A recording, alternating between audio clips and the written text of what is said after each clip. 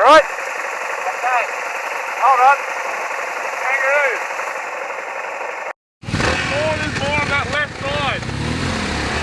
Ready?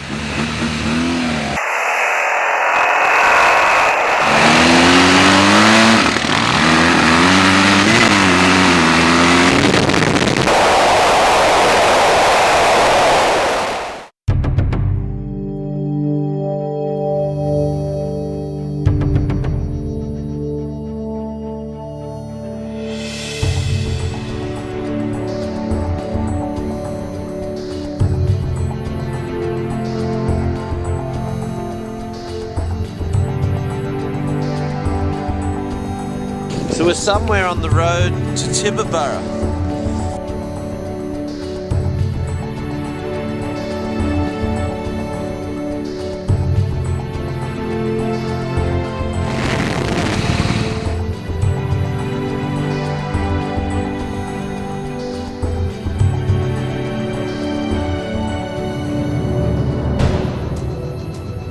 What's going on?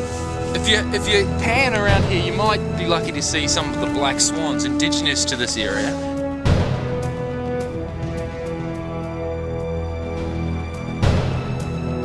What's a baby swan called? Anyone? Gosling.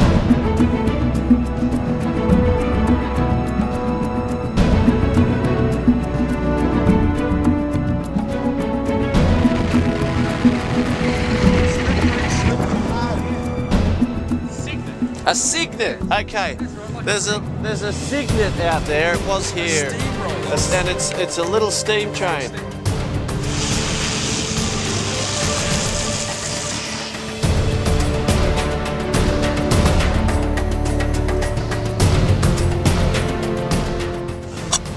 Bush tactics. Butcher.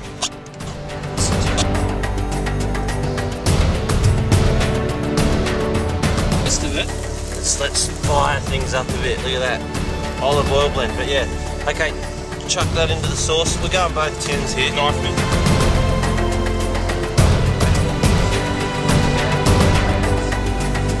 It's not the tree of knowledge, it's the tree of wood. It provides us. Just don't cut your thumb off, Adam. I'll do my best. Your best. Losers always whine about their best. Winners go home and the prom queen. Never heard that quote. You know what's funny? I remember a shot from the 1980s in Wheels magazine. They got a brand new Rolls Royce, brought it out this way, and took it roo shooting. So the guinea pig of the adventure clan is the Yamaha Tenere. It's a 660. That being said, it is, in my opinion, one of the best 600 adventure bikes you can actually get. It feels like a trail bike, especially when you're on the sticky, the sandy, muddy stuff. Today we tried to cross the river and the 660 ploughed straight through it, and the 1200s just struggled to stay upright. In fact, both of them went down because they were just too heavy.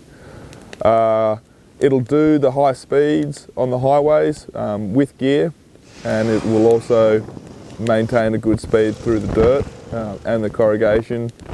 And for the novice adventure rider, or for someone who's going on their first adventure ride, you just can't go past it. That's it. Bust it, lion. Bust it. But not yourself.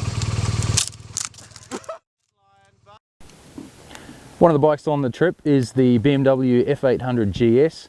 It's kind of like the middleweight adventurer of the group, and it's been termed a sprint box by a couple of individuals on the ride.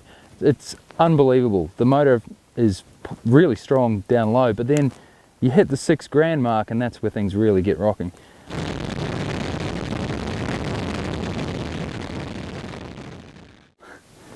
She's a handful through the sloppy stuff.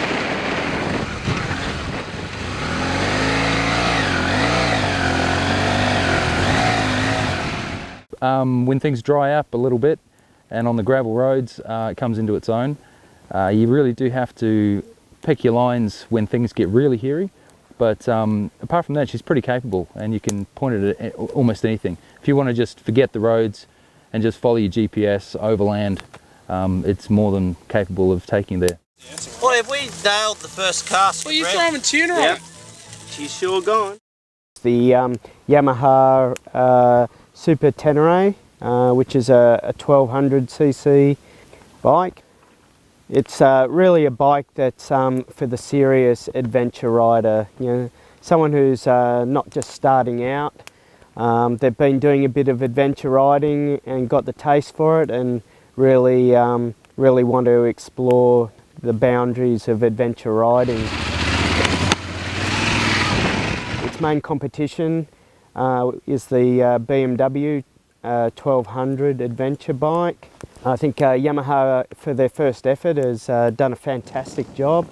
But once you get on it and start riding it, you really start to feel that the bike has been, you know, put together with true off-road riding, you know, in mind. And then Nicolas Cage goes, Carla was the prom queen. And Sean Connery has this weird look in his face where he looks like he's constipated. Okay, BMW's R1200 GS Adventure. My God, what a beast. In fact, we've actually named it the Rhino, because if you can imagine strapping yourself to the back of a Rhino and just charging through the bush, the desert, the landscape, that's probably the closest experience you'll have to this ride. I mean, there's so much muscle and power beneath you riding this bike.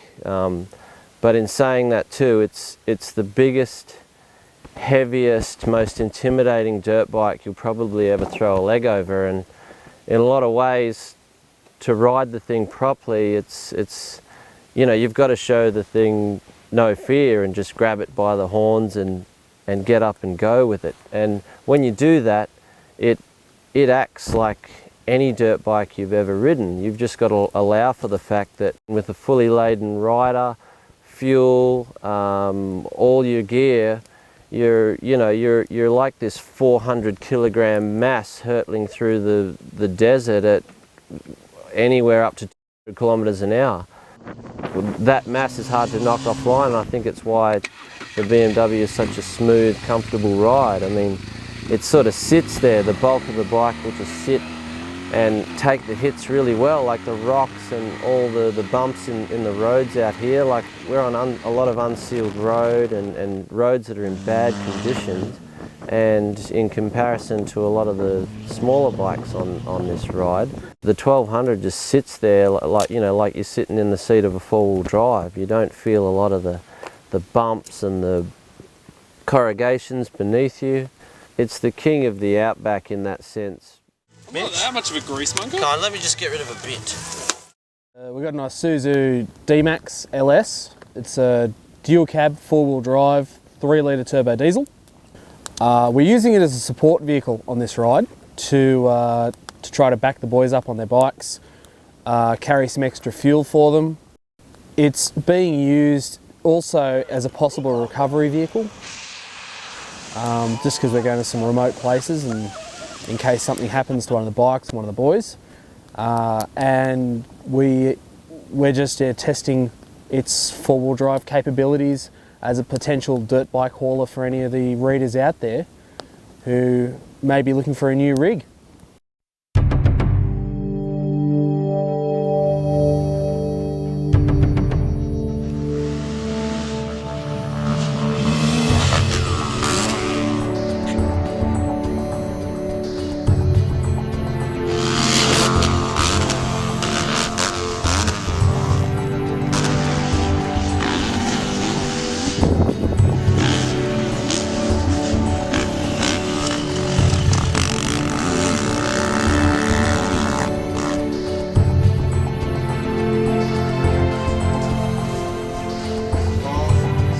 A lot of rain out here lately, and yeah, as you can see, the soil's coat. When in Bourke, do as the Simmons do. The Bourkeans do. 223, mate. This will be an experience, I think.